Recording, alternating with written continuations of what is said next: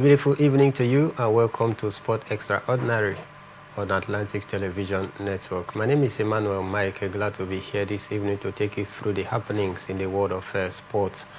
And on the show this evening, talking points include some of the big stories because details has emerged on why no single Nigerian ref was selected for the 2025 AFCON in Morocco. We'll do well to take a look at that. And of course, Manchester United will be up against Nottingham Forest this weekend. The big question here is, can Manchester United, of course, continue their winning streak to make it 4 in a row? We'll also get to take a look at that. But then we'll do that when we are back from this short break. Don't go anywhere.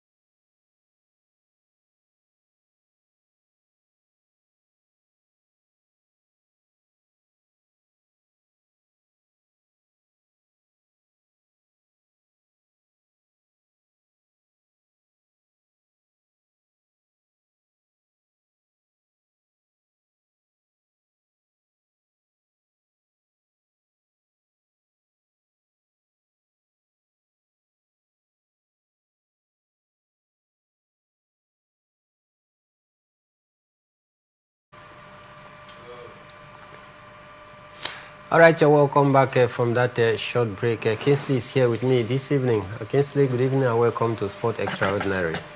Yeah, Mike, nice to be here this evening, of course, to take a look at some of the interesting issues revolving around the beautiful world of sports. It is another weekend, and we see, of course, club football being back, of course, in the top 5 leagues. Promises to be another exciting one. Thanks for having me, Mike. All right, indeed, it promises to be yet another exciting moment talking sport right here on Atlantic Television Network. Let's get off from the world of basketball because 2 of Nigeria's foreign-born basketball stars, Kelvin Amayo and Peter Olisemeka, have rejoined the 6 times Nigerian champion, talking about Rivers Hoopers, for the ongoing Nigeria Basketball Premier League playoffs in Port Harcourt. Currently ongoing as we speak. Hoopers announced the arrival of Amayo and Olisemeka on Wednesday, 3 days into the 2025 playoff in Port Harcourt, where they are currently chasing a 7th league title and the tickets for the 2026 Basketball African League. Amayo was instrumental in Rivers Hoopers' 3rd place finish in the last year's Basketball African League, averaging 16 points 6.7 assists and 5.3 rebound and 2.2 steal per game. His impressive performance earned him a spot on the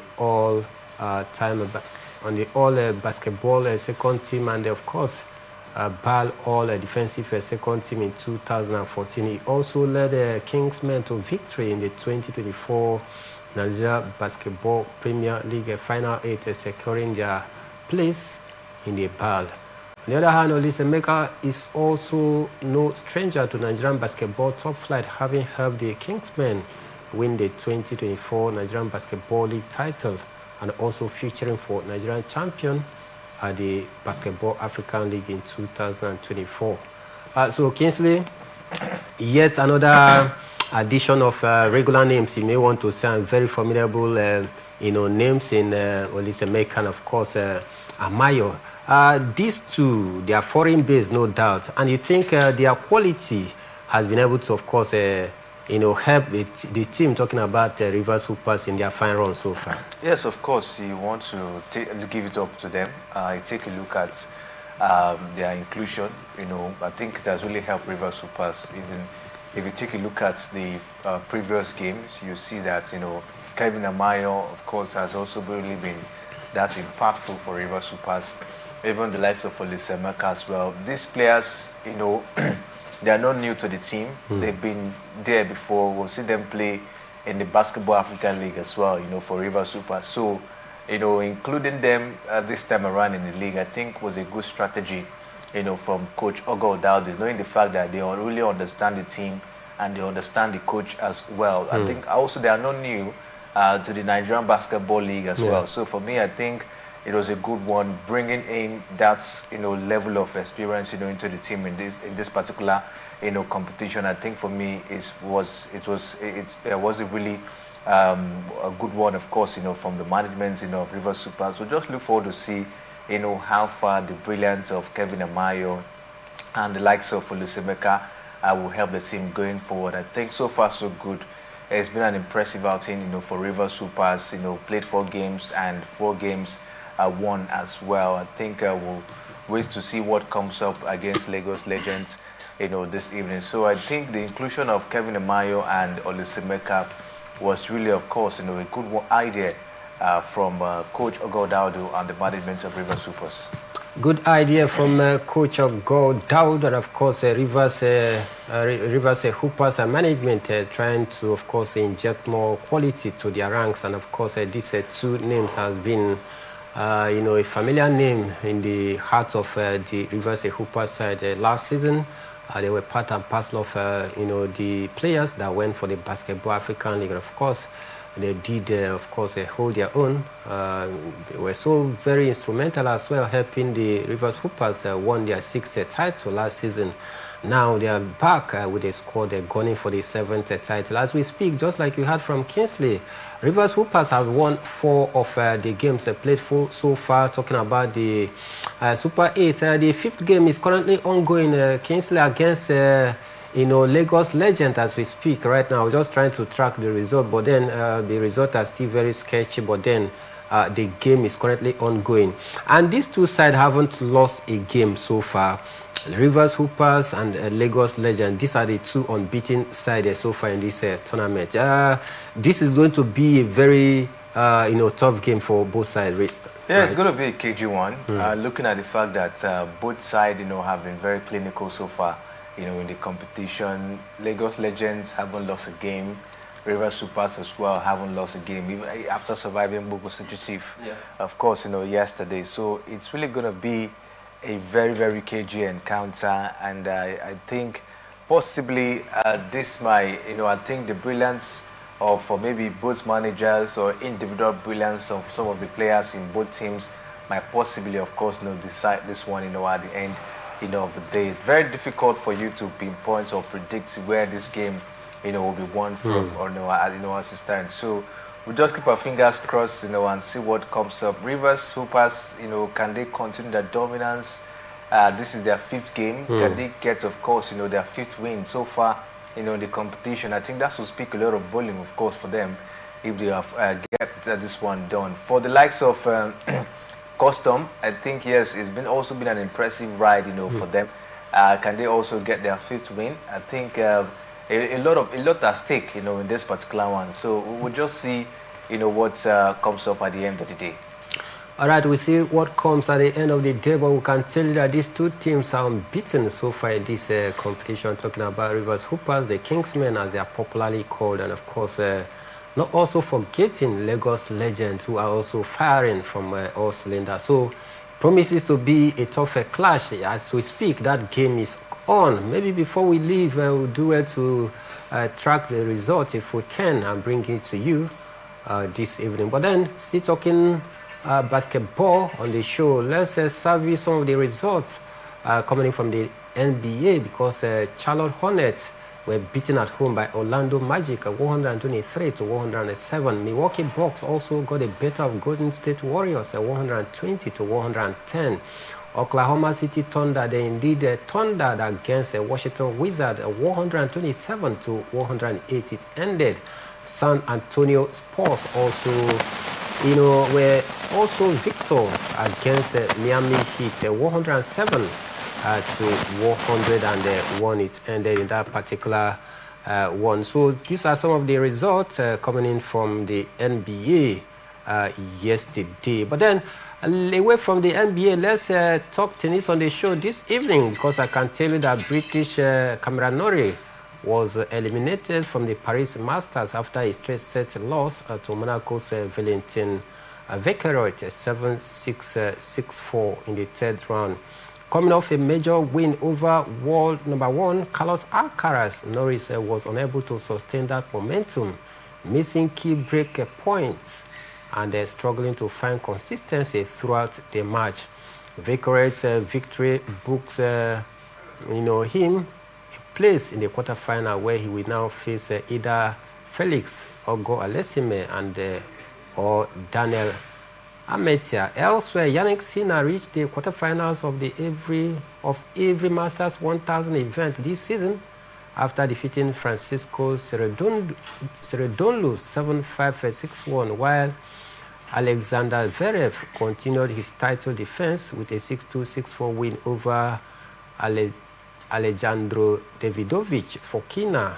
As Zverev will now, next meet Dani Medvedev, who overcame Lorenzo Sanogo to also reach the last 8 in that particular encounter.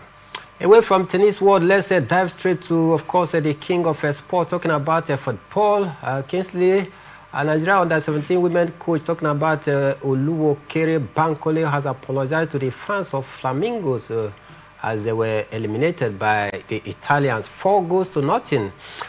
During the course of this tournament, I was so worried right from the first game that they played. They lost 4-1 against Canada, lost the second game against France, managed to win against Samoa. Then, in the knockout stage where they came up against Italy, we thought maybe they were able or will be able to correct some of the mistakes leading to their poor outing during the group stage. But then, it looked as though Oluwokere couldn't find a solution to some of those mistakes, and they were booted out of the competition. Are you impressed with their outing? How will I be impressed? How will I be impressed? I can't be impressed with such outing. As it stands, lost to Canada, against France as well. Beating Samoa, I don't think it's something we should clap hands, to say, oh, we tried. No, Samoa is not a team that we could say, oh, we really did well by beating Samoa. Let's beat Italy, let's beat France or Canada, and then of course we can beat our hands on our chest and say we did a good job. As it stands, I think it was an awful outing, for the Flamingos of Nigeria. I definitely tell you that the Flamingos were no match, to the likes of Italy. You talk about France, you talk about Canada. They were no match, of course, to these teams. Italy, I think that they were beat them by 4 goals, in that encounter. That should tell you that, there were no match. You can't really compare them strength to strength, skills, and otherwise.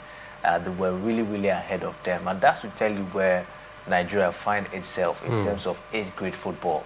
were really, really, been on the decline. The other day we talk about the under 20 in the African Cup of Nations, the under 20 in the FIFA World Cup. We saw how awful they were, and now we're talking about the Flamingos of Nigeria as well. They also had a very awful outing. So for me, I think for me, age grade football in Nigeria has declined, and this has been as a result of the fact that the Nigeria Football Federation has not taken time to see how they can put age grade football, in order. They've not really plot out or maybe mapped out strategy where we can, of course, develop, young talents, give them that system where they can be groomed. Morocco are doing well today. You talk about the likes of maybe South Africa, you could mention, doing well in terms of A-grade football. What you ask yourself, what have they really done differently as a stand? They really have to invest a lot of money in trying to see how they can, develop, young talents and give them that platform, not just a platform, but provide them with the necessary facilities and as well make them to be exposed to the modern kind of football, to see. But what have been the approach here? Our coaches, how impressive are they? You talk about the likes of Lou Kiri. How many times have the NFF said, okay, let him go for an advanced courses and all of that? Light and Boso that they be bringing in every time, any day, to say. So I think for me, these are some of the things that bring setback, when it comes to age grade football. And with this, we cannot grow. The other countries will continue to get ahead of us. Take a look at how we're just being embarrassed in. Take a look at the age grade tournament we played, this year. It has not been a very good one, at all. And I think for me, the Nigerian Football Federation should step up and see how they can, of course, make football better down here in Nigeria. At the end of the day, you see that they find it difficult to even select some of these players to maybe to the senior team, which is the Super Eagles of Nigeria, because they are not good enough. We don't see that, we don't see that, trajectory of players moving from the junior team down to maybe the under 20 down to the senior team. We've not seen that, for a very long time. So for me, I think that a lot needs to be done. A lot needs to be done. So talking about the fact that if I was impressed, all right, I'm not impressed. Olurukere coming to apologize. Who is he apologizing to? Nobody is even looking at. Nobody even looking at that direction at this point in time. It was an awful outing. I don't think for me, you see, apology is not what we should be talking about now. It's coming out. There's no need to apologize. Yes, we understand the fans might be angry due to the awful outing, but see, him too needs to come out and tell the people or go to the NFF and discuss what's the way forward. How do we get this thing? There's no need coming to say you are apologizing. You apologize. I don't think the apology will go a long way in trying to, heal what has been done already at this point in time. The main thing is, what do we do? What is the next step? How do we get things better? Than to say, coming to apologize at this point in time. For me, I don't think Nigerians will want to listen to any apology, because it's been a very, very, awful one. What we need now is, what is the next step? How can we get it done? What should be done to make sure that age grade football, of course, get back to limelight down here in Nigeria. Before, under 17, 2008, 2000, I followed age grade football 10. You see Nigeria competing with Spain, with top European country, Brazil. But today, we're nowhere to be found. So it is very, very bad. And for me, there's no need for apology. Let's draw the next, let's put up the strategy at which, of course, we can use to get to where we're supposed to get to. No need for apology. Apology is not good enough to douse the tension of Nigerians. It's about trying to, of course, cement the cracks that we are currently experiencing in the underage grade football. I think those cracks need to be cemented as early as possible so that we can bounce back to, of course, a place where we can truly say, yes, we've come of age to compete against the best of the world. Underage football is gradually going down the drill. I can tell you that for sure. I no wonder why our teams find it very difficult to cope with some of the improved or developed countries in terms of their underage football. Apologies, not enough. Time to go back to drawing board and trying to start from the scratch.